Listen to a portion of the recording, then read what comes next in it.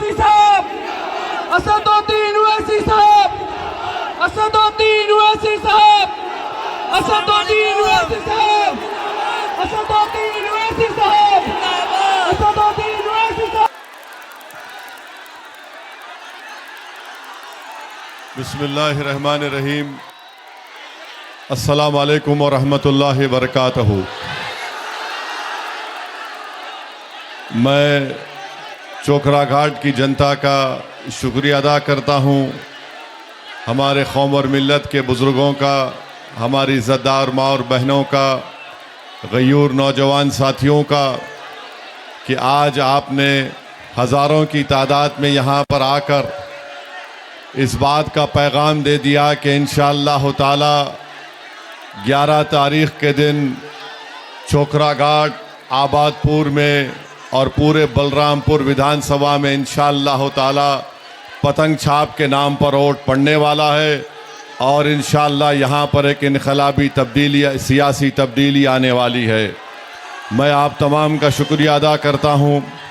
मैं आपसे ये बताने आया हूँ कि पिछले 20 साल से यहाँ पर आपने जनाब महबूब साहब को यहाँ का विधायक बनाया है, मगर आप जानते हैं कि अभी आदिल हसन साहब ने, जो मजलिस इत्तेहादुल मुस्लिमीन के उम्मीदवार हैं, उन्होंने बताया कि यहाँ पर आबादपुर और बिभोर में को ब्लॉक बनाना है।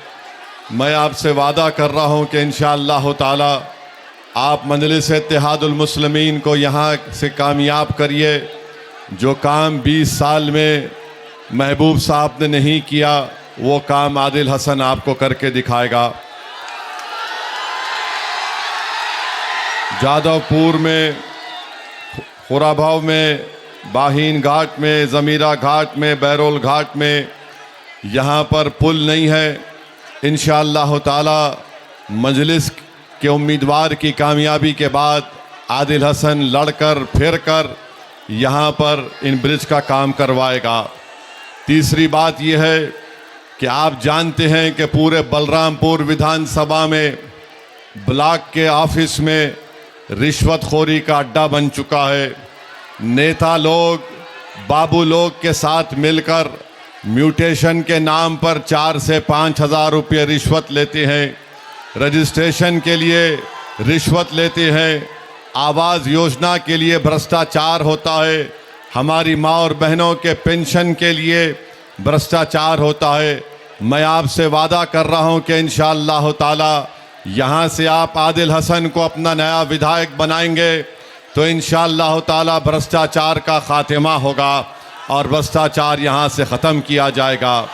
मजलिस इत्तेहादुल मुस्लिमीन के मुखालिफिन ये कहते हैं कि आदिल हसन साहब यहाँ पर नहीं रहते हैं।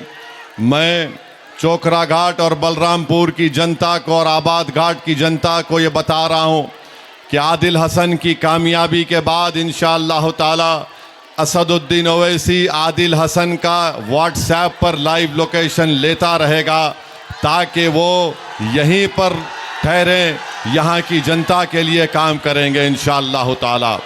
तो मेरे अजीज़ दोस्तों और बुज़ुर्गों, मैं आपको ये भी बताने आया हूँ कि यहाँ पर बिजली नहीं आती, बिजली आती है यहाँ पर।